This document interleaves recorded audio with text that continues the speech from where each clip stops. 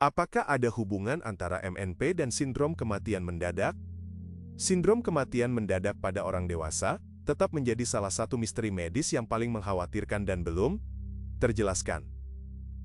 Seseorang mungkin tidak menunjukkan tanda-tanda penyakit, namun hidupnya berakhir tiba-tiba, membuat dokter dan orang-orang terdekat tidak dapat menjawab pertanyaan, mengapa?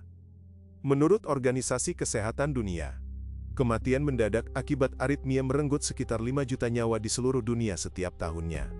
Di Eropa dan AS, angka ini mencapai hingga 20% dari kematian orang dewasa akibat penyakit kardiovaskular.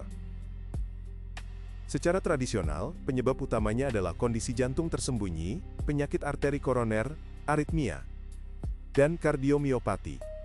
Namun dalam beberapa tahun terakhir, perhatian para peneliti semakin tertuju pada faktor resiko baru, yaitu paparan mikro dan nanoplastik.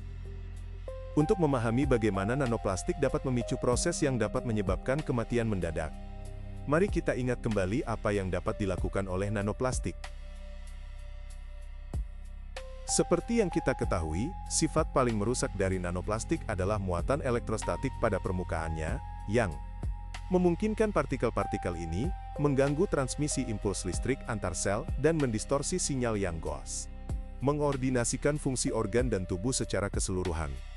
Dan karena muatan elektrostatik yang sama ini, juga dapat mengganggu fungsi mitokondria di setiap sel.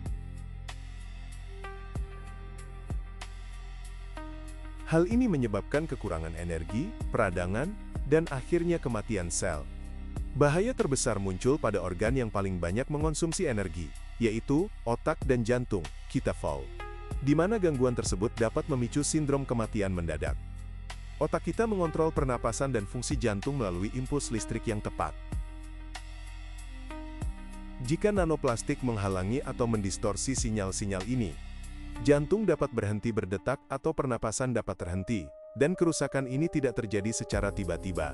Hal ini merupakan akibat dari akumulasi gangguan secara bertahap, yaitu sinyal dari pusat kardiovaskular otak menjadi semakin terdistorsi dan tidak stabil, selangkah demi selangkah, sehingga mengganggu transmisi impuls listrik di dalam otot jantung.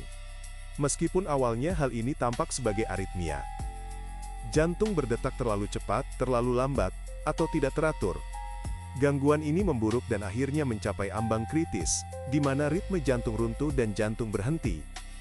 Bagi orang-orang di sekitarnya, mungkin tampak seketika, tetapi kenyataannya, kegagalan tersebut telah berkembang lama dari waktu ke waktu.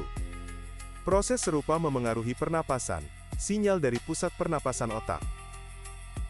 Di bawah pengaruh muatan elektrostatik nanoplastik, detak jantung dan pernapasan menjadi semakin tidak teratur.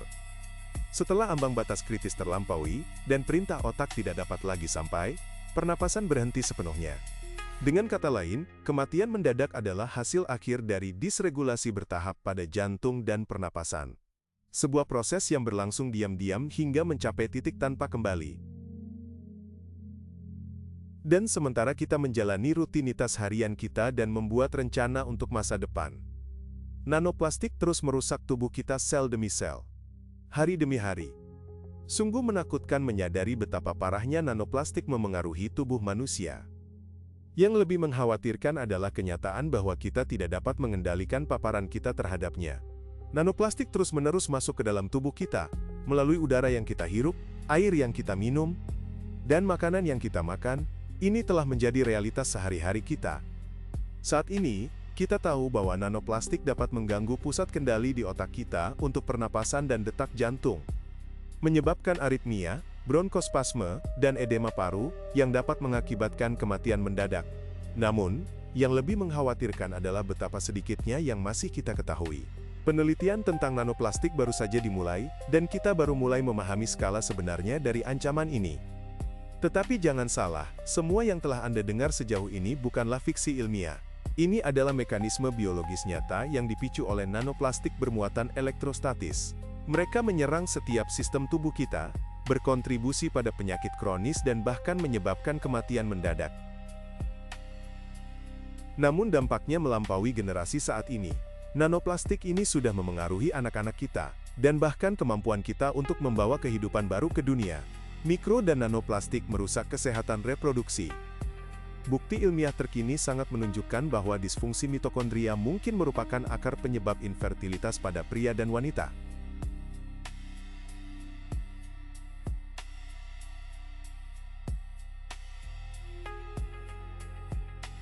Serta berdampak negatif pada konsepsi, kehamilan, dan perkembangan embrio. Bagi pria, kesuburan bergantung pada produksi sel sperma sehat dalam jumlah yang cukup, yang tidak hanya bertahan hidup, tetapi juga memiliki motilitas yang memadai dan energi yang dibutuhkan untuk mencapai dan membuahi sel telur. Energi tersebut berasal dari mitokondria, yang menyediakan ATP yang dibutuhkan untuk pergerakan sperma. Namun, ketika fungsi mitokondria rusak atau menjadi tidak stabil, motilitas sperma menurun. Dan bahkan bentuk serta struktur sel sperma dapat berubah, yang secara langsung mengurangi kemampuan untuk hamil.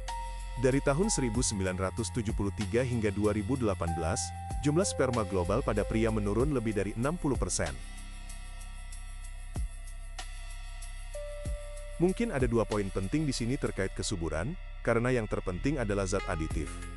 Kita sudah lama mengetahui bahwa zat aditif dapat memiliki sifat pengganggu endokrin dan dapat memengaruhi kesuburan. Tetapi zat aditif juga dapat menjadi bagian dari partikel itu sendiri, karena partikel dalam banyak hal dapat pasti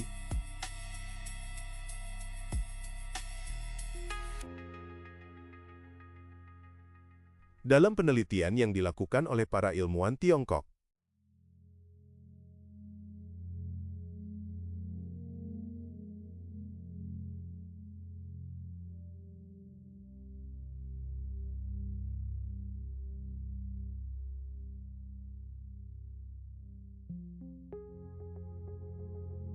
Mikroplastik ditemukan di setiap sampel air mani. Dampaknya pada sel sperma sangat cepat dan merusak. Hanya dalam waktu 30 menit setelah terpapar, fungsi mitokondria terganggu dan kerusakan DNA dimulai. Hal ini mengurangi viabilitas sperma dan membuat pembuahan hampir mustahil. Studi pada hewan telah menunjukkan bahwa mikro dan nanoplastik dapat menumpuk di testis, menyebabkan defisiensi testosteron, dan mengganggu spermatogenesis. Mikro dan nanoplastik mengganggu fungsi ereksi. Produksi testosteron yang tidak mencukupi dapat menyebabkan infertilitas, penurunan libido, disfungsi ereksi. Dan pada masa remaja, keterlambatan perkembangan seksual. Memproduksi testosteron membutuhkan sejumlah besar energi dalam bentuk ATP.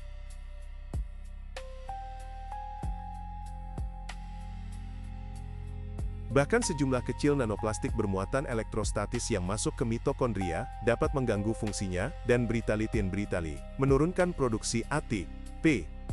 Hal ini, pada gilirannya, dapat menurunkan kadar testosteron hingga 60 hingga 70%. Penurunan tersebut mengganggu aliran darah di korpus cavernosum, struktur penis yang bertanggung jawab untuk ereksi. Akibatnya, hal ini menyebabkan disfungsi ereksi dan akhirnya impotensi.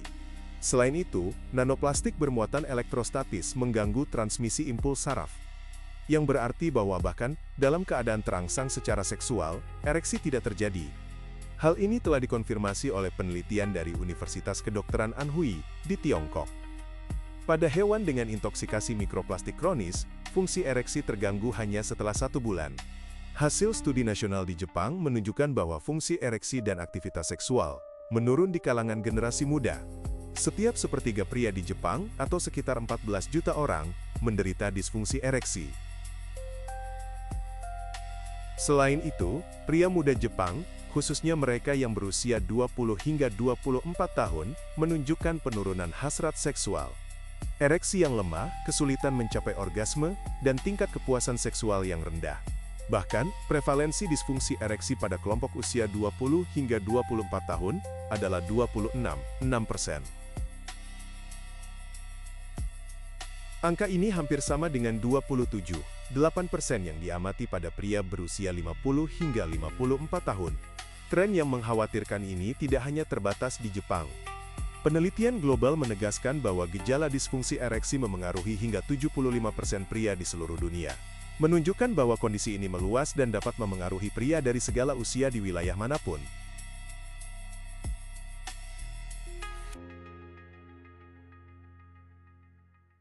Pada tahun 1995, lebih dari 152 juta pria di seluruh dunia menderita disfungsi ereksi. Menurut perkiraan para ilmuwan, dalam 30 tahun ke depan, jumlah ini akan berlipat ganda. Jadi, pikirkanlah. Jika hanya satu sinyal yang gagal, gerakan tidak akan terjadi, pikiran tidak akan terbentuk, dan emosi tidak akan muncul. Hal yang sama berlaku bahkan untuk aspek kehidupan manusia yang paling intim.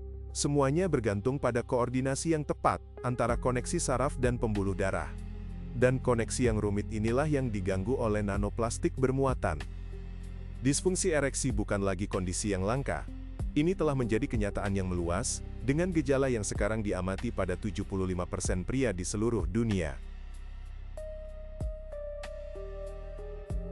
Bayangkan melompat dengan parasut yang memiliki peluang 75% untuk tidak terbuka. Apakah Anda akan mengambil lompatan itu? Begitulah perasaan sebagian besar pria saat ini. Situasi dengan kesuburan wanita tidak kalah mengkhawatirkan. Sebuah studi tahun 2025 mengungkapkan adanya partikel mikroplastik dalam cairan folikel ovarium pada 14 dari 18 wanita, dengan rata-rata lebih dari 2000 partikel per mililiter. Data ini menunjukkan bahwa partikel mikro dan nanoplastik dapat menembus sawar darah folikel. Setelah memasuki ovarium, partikel mikro dan nanoplastik memengaruhi sel telur dan mengganggu mekanisme kunci yang penting untuk kesehatan sistem reproduksi wanita. Salah satu mekanisme yang paling penting adalah fungsi mitokondria. Setiap sel telur mengandung antara 100.000 hingga 600.000 mitokondria, dan energi yang dihasilkannya sangat penting diyakin.